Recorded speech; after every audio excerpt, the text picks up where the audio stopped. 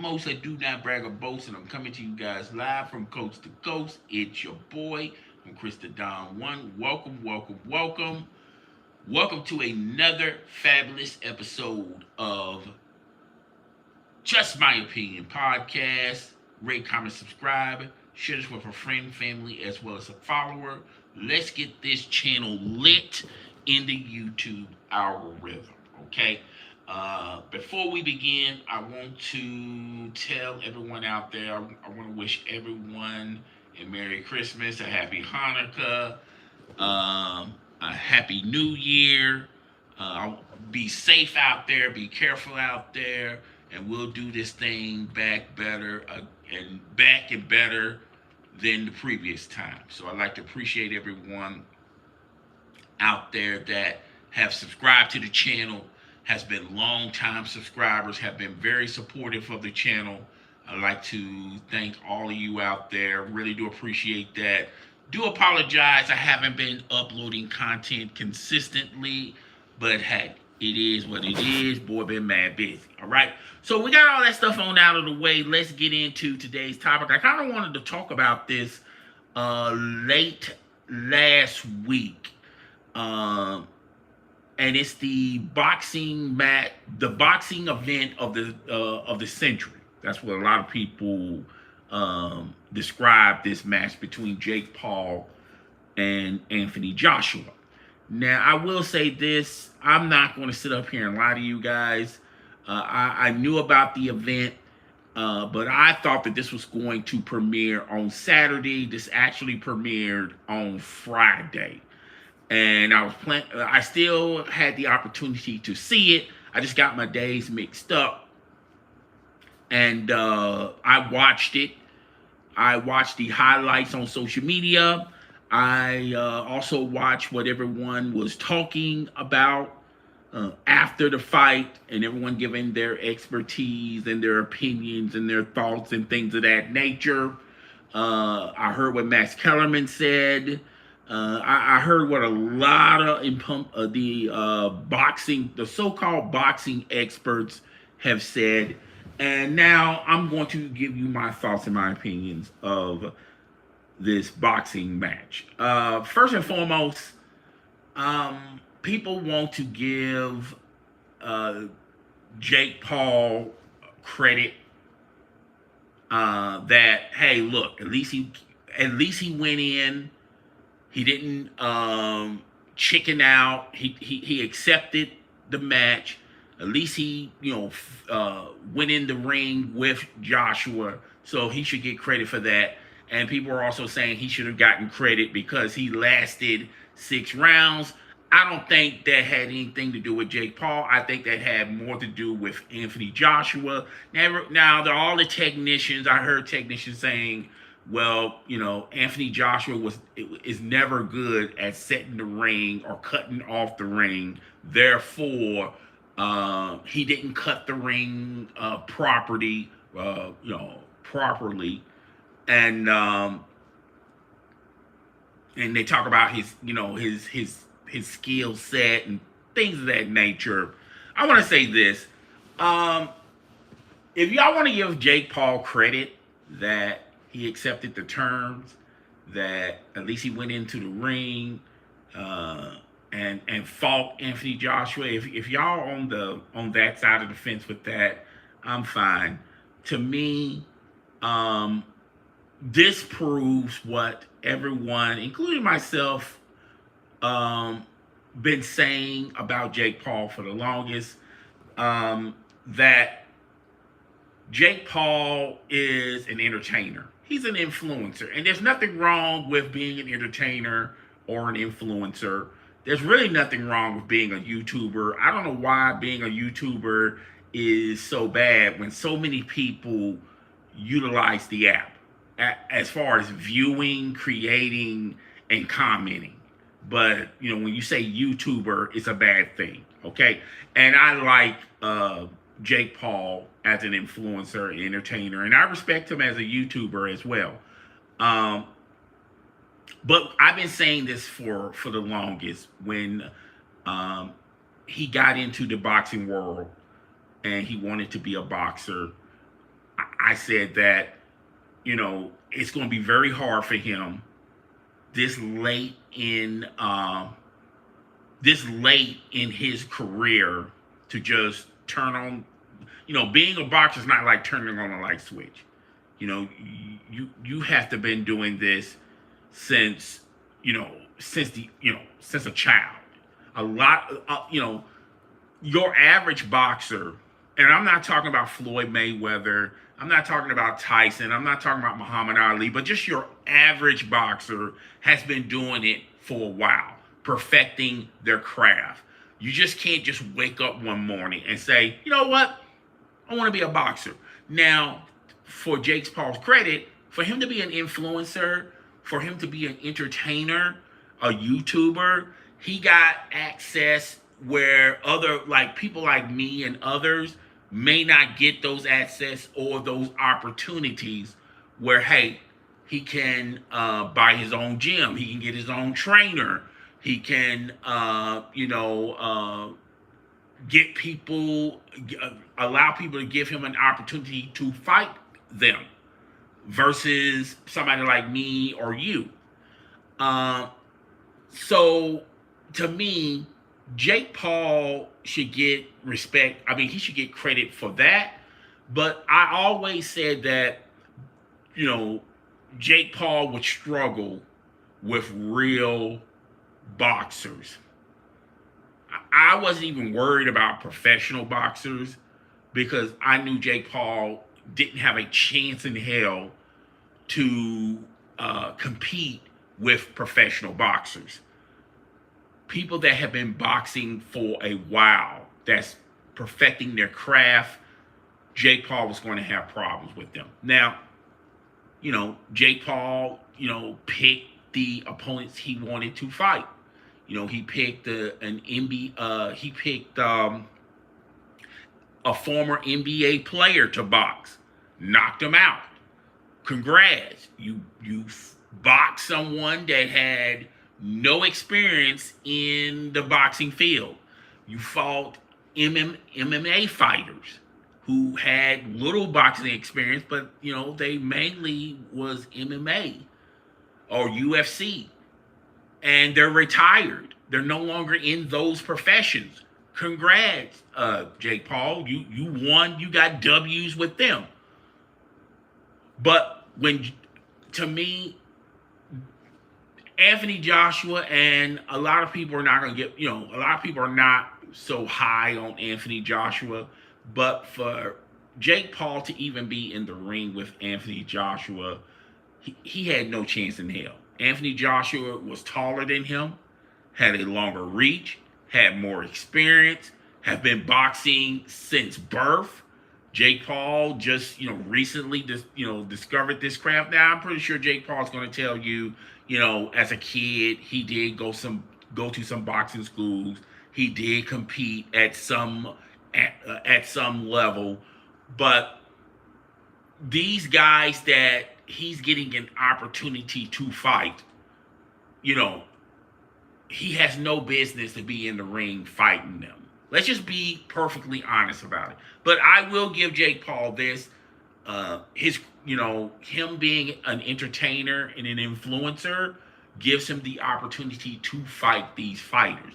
If he didn't have that, he wouldn't even get the opportunity to fight these fighters because everyone would say, you have no business to be in the ring with these types of fighters. If you want to be a boxer, you have to take the path just like everyone else does when they get into this boxing world. I saw the fight, and there was a couple of times Anthony Joshua wasn't, he was pulling some of his punches. You can clearly tell, particularly in the beginning stages of it, he was pulling back some. Now, the sixth round is when he just let loose. He just had enough of it. And I felt like Jake Paul running away, took a lot of stamina out of him. Just running away, just running around the ring, trying to stay clear and away from Anthony Joshua. I think that had some effect on his stamina. But and I felt like his, I felt like he, you know, I thought he was out of shape, but maybe he was adding weight to have some type of size and girth over Anthony Joshua. Anthony Joshua just towered over Jake Paul. And he, look, Jake Paul at the end of the day, oh, thanks for the, I didn't even see the thumbs up. I appreciate the thumbs up. At the end of the day, he got an opportunity. At the end of the day, he got paid. Uh, Now he had to pay the price. He got his jaw broken in two places. Um, but he's now talking about how, oh, I had Anthony Joshua. I was up on Anthony Joshua in 2 rounds. And yeah, there were 2 rounds where Anthony Joshua didn't even land a punch. And that had, and the reason why that had little to do with what Jake Paul was doing. Had little to do with that. Had little to do with, you know, Jake Paul was that guy. He was a problem to Anthony Joshua, and Anthony Joshua couldn't figure him out in 2 rounds. It had little to do with that, and more to do with, hello, how you doing? How you doing? Can you say hi, Wesley? You don't have to though. I don't know who Wesley is. I guess that's your name. Okay. I said hi. Uh, but back to the topic at hand. Um, to me, if y'all want to give him kudo points, uh, okay, okay. If y'all want to give him kudo points on, hey, at least he fought Anthony Joshua, and at least he lasted 6 rounds with Anthony Joshua. At least he took some punishment from Anthony. If y'all want to give him credit for all that, that's fine. That's the first time I ever heard of that. Particularly in boxing, there's always a winner and there's always a loser. And, sometimes it's just not your night. Sometimes it is your night. And that's pretty much how boxing has been. If y'all want to give him kudo points and credit for all the other variables that have nothing to do with the outcome, that's fine. But to me, Jake Paul was basically was running for his life. Out of all those rounds, and if Jake Paul want to count the 2 rounds that he was leading, sure, he can do that. But if he looks at the fight as a whole, he's got a ways to go if he wants to be a serious contender in the professional rank. I think as an amateur, or doing these circus type fights where he's fighting, former athletes from the NFL or the NBA, or boxers that are old, they done retired 20 years ago. If you want to continue to do that, that's fine.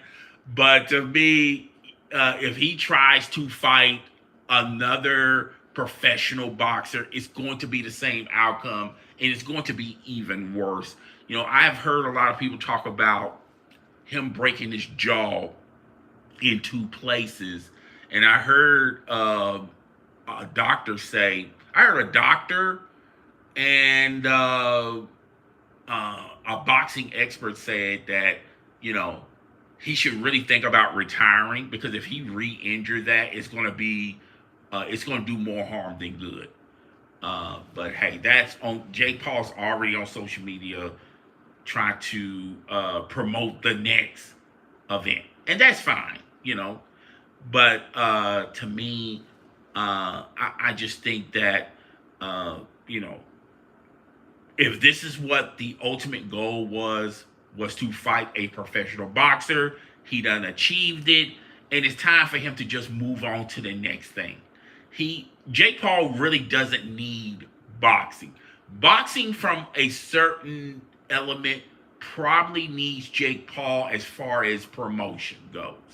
Okay, as far as a draw, I think Netflix did good in the viewership, and just on that type of level, and some type of cachet on social media. I think boxing would need Jake Paul on that level, but Jake Paul as a boxer, boxing don't need that. Boxing got way too many great fighters to even think about Jake Paul. But as far as Jake Paul promoting, as far as Jake Paul being an influencer on social media, as far as Jake Paul, being who he is on social media, being a troll and this, that, and the third, I think in some way that's good for boxing.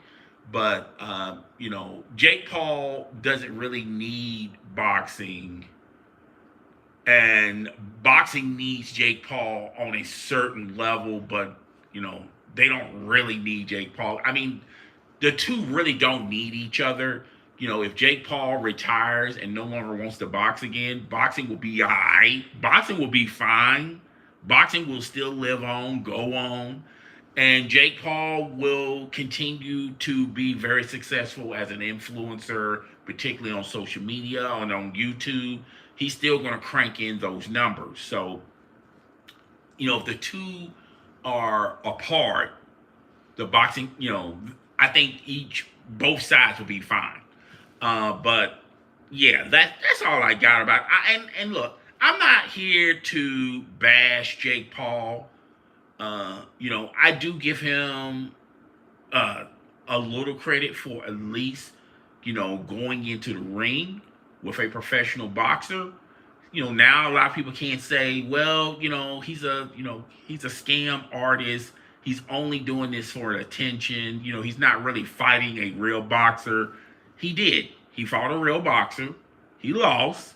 And I think, if you know just a little bit about boxing, you already knew this outcome was heading in this direction anyway. But I do give him credit for, hey, look, I'm going to fight somebody that I'm not supposed to fight. Give it my best shot, and where and that's that. I do give him credit for that. I do give him credit for promoting, as far as promotion goes, promoting boxing to a whole new audience that probably didn't have boxing on their radar. I do give him credit for that. But anything else, nah. I mean, I'm good. Okay, but yeah, that's pretty much it. I'm gonna call it a day. So I want to wish all of you once again a happy holiday. I hope y'all have a safe holiday. We will return back better than ever. Next time it'll be the new year, and we'll be cranking out some new videos. So guys, it's your boy. I'm up out of here. Deuces.